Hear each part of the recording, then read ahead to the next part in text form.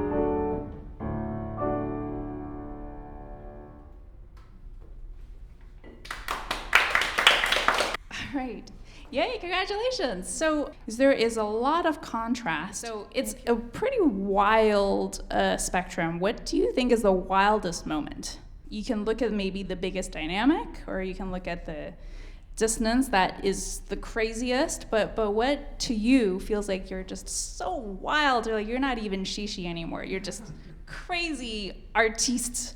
Where does that happen? I guess my favorite section is the second page, that fourth page. I think that's the part when I heard it, I was like, oh, play this. Are you talking about the pianissimo? Yeah. Okay, so the wildest. If you mean wild, dynamically, I guess like in the last page would be. Okay, we're gonna do 2 different types of wild. Let's try the part that you want to do first. Okay, so this is if you guys have my email from this morning, this is the second page. Tell me, what are you thinking technically to make this feel wild? I'm thinking like, I feel like there should be kind of an atmosphere, but then maybe if you mostly hear like these top notes, floating on top, and then the bass, then it's a nice balance. I don't think I achieved that balance when I played it, but... Okay, and what's so hard about achieving the balance that you want? I think when I played it, it just sounded too loud to me, actually. Yeah, okay. So let's ghost everything for this second try.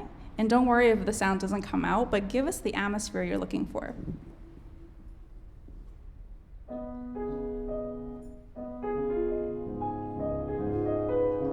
So right away, I don't know if you guys can see this up close, but your hand is outstretched quite a bit, right?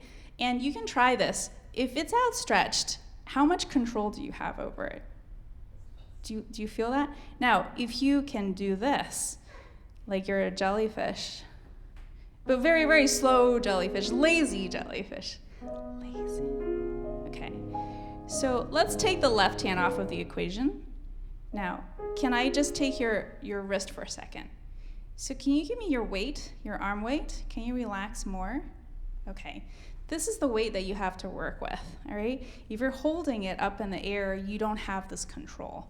But let it go a little more. Let it go. Okay. So what you want to do is feel this. Okay, now instead of the 4, try using a 5. Yeah, okay, now forget that. Let it go. Let it go. Yes. Okay. Now, can you just play the first 3 notes? Let it go. Let it go. Let it go. Yeah. So, yes. Okay, with the pedal, with the top note coming out, yes. Now make it wild. Okay, you want the top note and you don't want the thumb. Yes. Okay, wait, okay, you're coming back to reality. Forget reality. This is fantasy land. Okay, no, see, do you hear the difference? Do you hear the difference when you play each finger versus when you create an atmosphere? Yeah. So physically, you can't use any muscle. You have to use energy. It's an aura. Okay. Except for the top note, which has a little bit of a glow. Yes. Okay. Now, at any moment, I should be able to feel your weight, which I don't. Yes. You have a lot of power here, but you're kind of locking it up.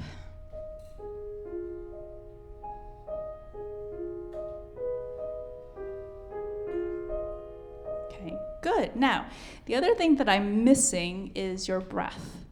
So if you feel da da da da da.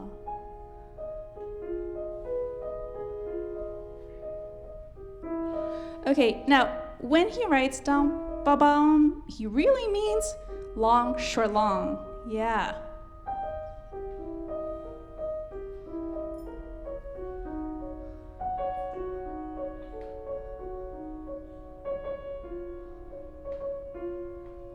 Now let me just check.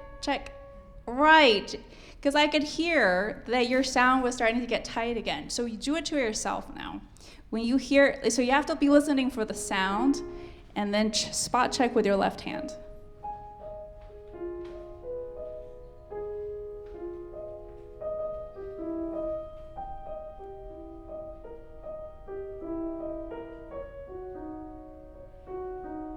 Now use your left hand to check your weight.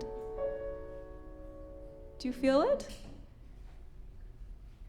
Did you create more weight by putting your left hand there? Did you find more? Okay. All right. Or at least I'm making you think about it, right? Yes. Okay. Now, play it fast and play it. Do you know what to make of this word? It's a made-up word. And you've written magical, right? So magical, elusive, not here, not in the present. It's magical. All right. In tempo.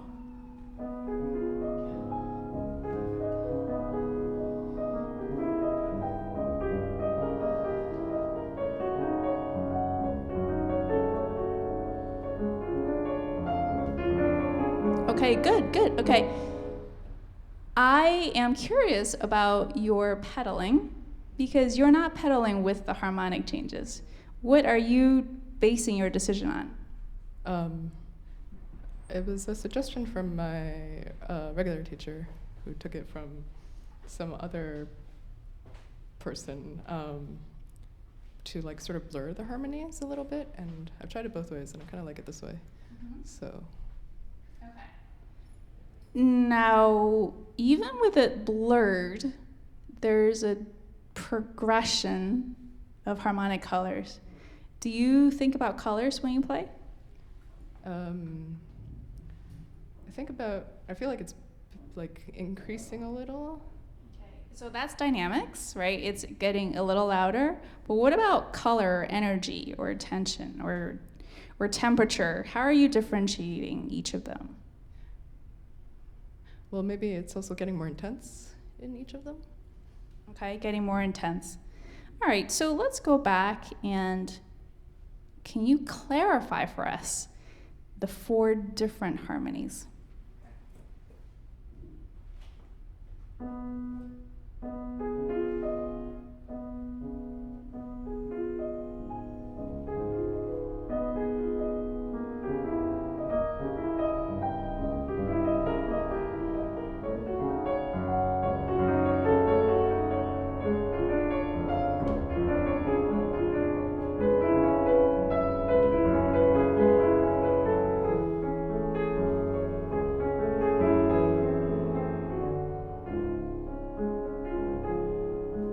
How many harmonic colors was that?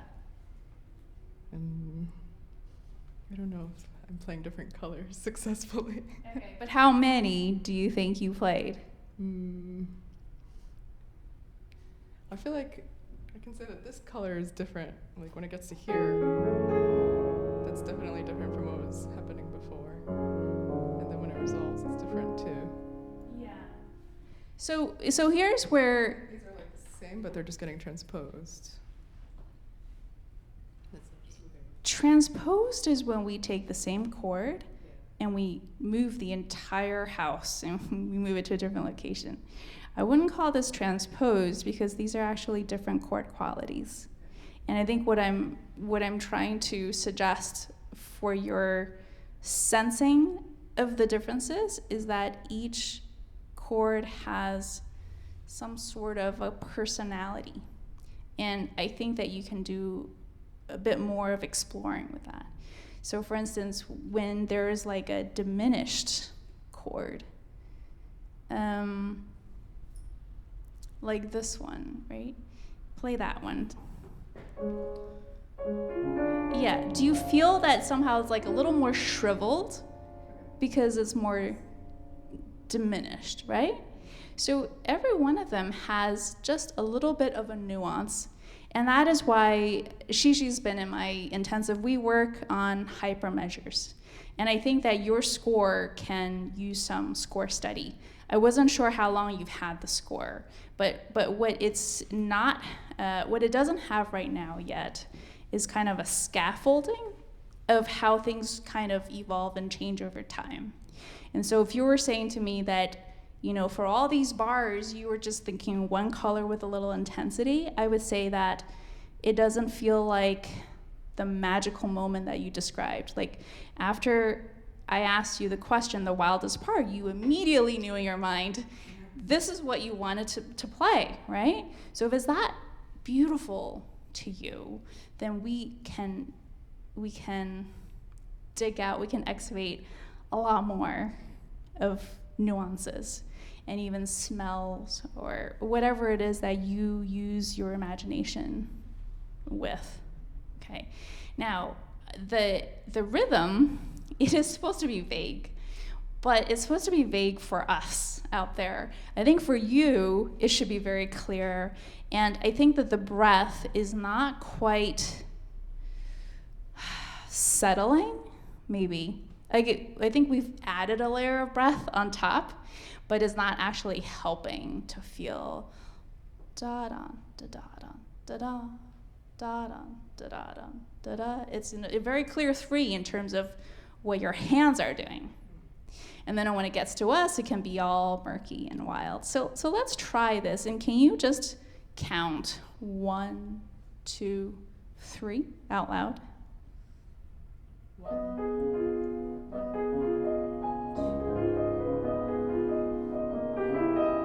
Okay, I'll count for you. It's hard. Okay, but let's make it really clear. Ready? And 1, 2, 3. 1, 2, 3. 1, 2. Breathe. 1, 2. Breathe. Okay, good. So once you have this grid, then we can add the next layer of the upbeat. In the upbeat,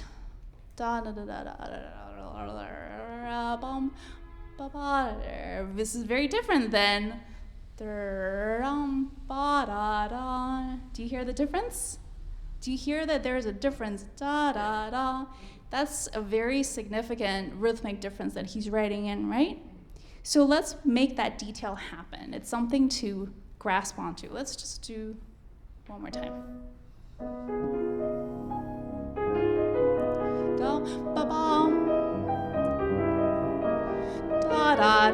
So you're rushing.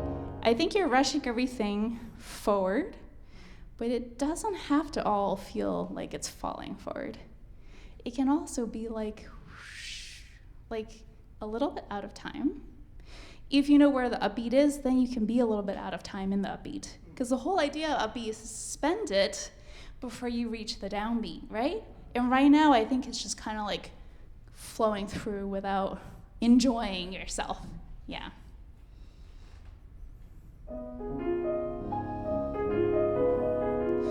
Ba-ba. Yeah, did you feel it go up like a swing? Dum, ba-ba. Da-da-da.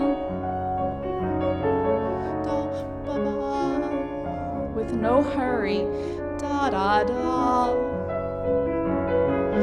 Da-da-da.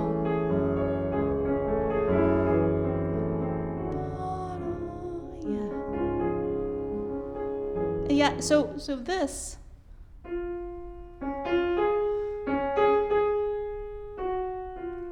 it's its own line, right? So there's like filler voice and there's top voice and they coincide. But for you, you have the clarity of making both happen.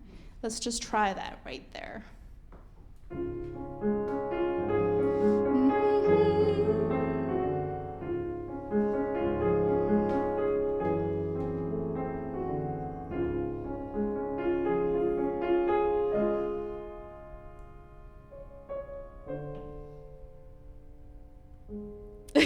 Yeah. I just wanted to see how you feel a downbeat where nothing is happening. You just have to hold. How do you feel that, right? Da da da da da da da da da da da 3, 1, 2.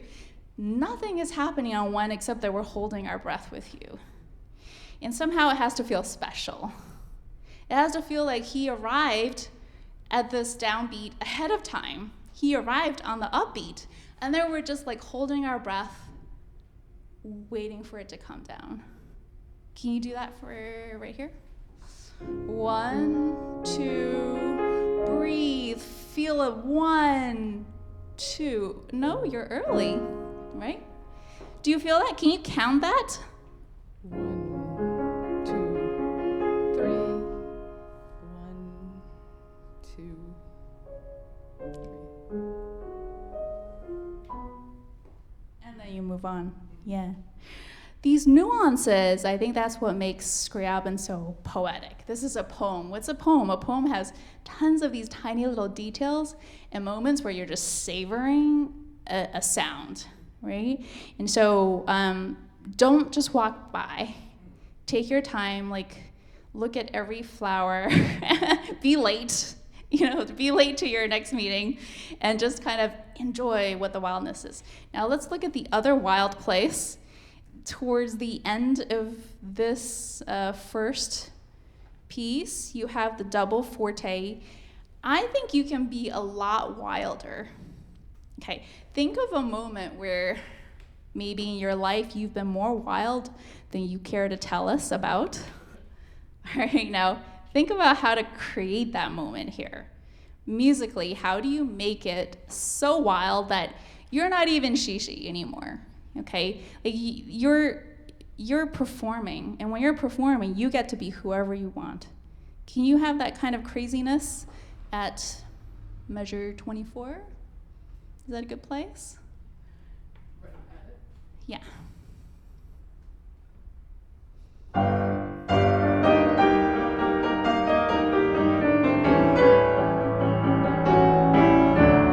Okay, yeah. It feels like you're counting. You know, it feels like 1 and 2 and instead of bam, ba ba. Fall. Okay, now when you're falling, imagine that you're crescendoing da da da da da da da with your left hand too. Do you want to play a little faster? It might be helpful. I actually want to play this part a little. I mean, I want to take a little time compared to before. I don't think I was playing before that fast.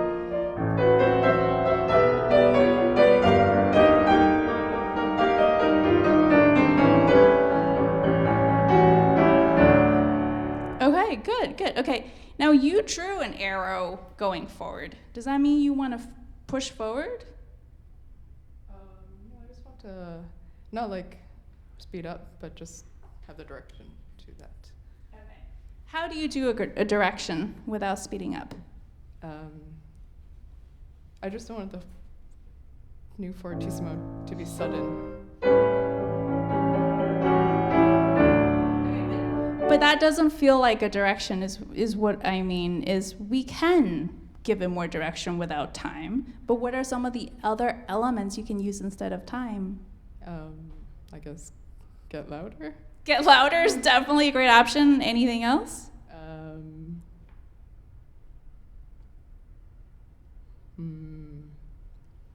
I mean, you can use your breath. You can use your breath and prepare the downbeat. And you can use more of your whole body to play the sound. Can I just try this? So breathe with me. So that sound of hitting it. Okay. So right now, I think I feel this versus.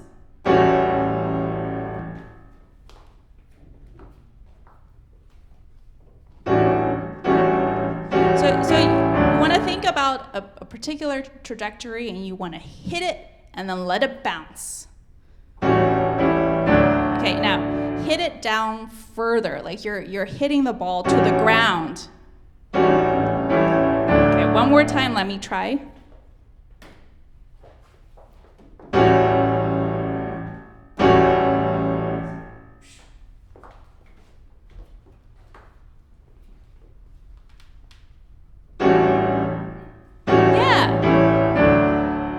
Okay, without taking time, either taking more time or less time, just feeling your breath do the work. Okay, you're pausing. Do you feel that? You're placing the last chord instead of da da da da. The breath is a surge of energy, and the breath is all the way through this big beat. Ba da da. That whole thing has lots of energy. Yeah. Now, let me try the bass. Your left hand here. Okay. So I think this is voiced down a little bit here. But if it's voiced down, what we can do is add more thumb.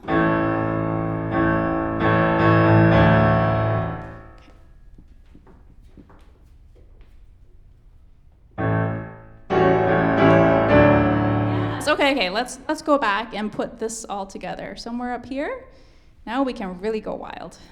Move.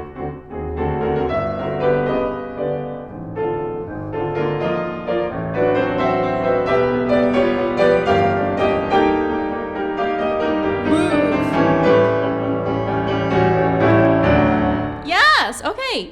Does that feel more like an arrival? Yeah, very good. Okay. I feel like every time you have a bass, can I just try the left hand? There's a moving line here, right?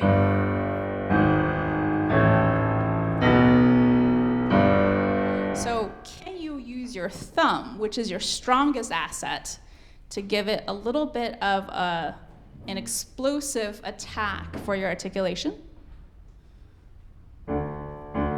Just your left hand. Yes. Right. More sharp. Yes. No, think about the trajectory is.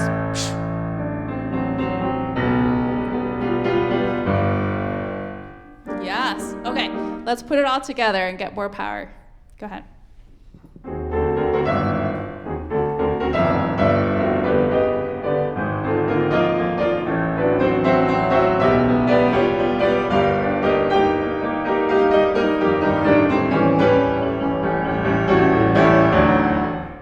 Okay, yes, okay. Are you excited about the sound you're getting out? No. No! Okay, talk to us.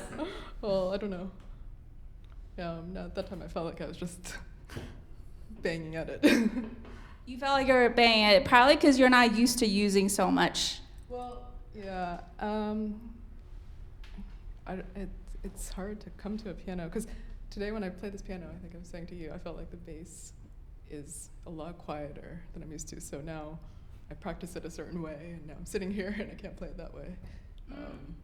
So yeah, I don't know that I can. And that's the story of being a pianist, is we are adjusting to what we hear and not coming with a preset muscle program. So we're always trying to figure out how are we going to get this particular sound from different pianos. I can tell you, though, that you're getting a lot more sound than here right now than what you did before. And I think it's one thing for us to enjoy your power, but it's another thing for you to feel like that is within your tool chest that you're familiar with and that you're willing to use. Like if I had a big hammer that was bigger than my normal hammer, I probably don't really want to use it because I'm afraid of hitting something because I'm like used to having my small hammer. But now that you have this big hammer, you should save it for moments like this, where climax really calls for it. And when you go to a different piano, it's not necessarily that, oh, I don't have to use it. It's that I can have whatever tool I need to create this intensity. And I can tell by the way that we've been working on it that you were not using 100% before. And whether it's the loudness of a piano is a very different story than how do we emotionally maximize the emotion of the moment, right? So now that you've maximized the emotion of the moment, it probably feels completely disorienting to have that intensity. Is that what you're feeling?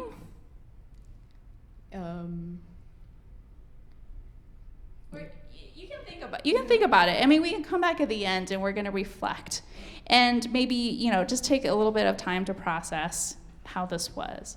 But first we started with getting things quieter, and then we started with getting things louder, because that spectrum of contrast is what makes this so exciting. Okay.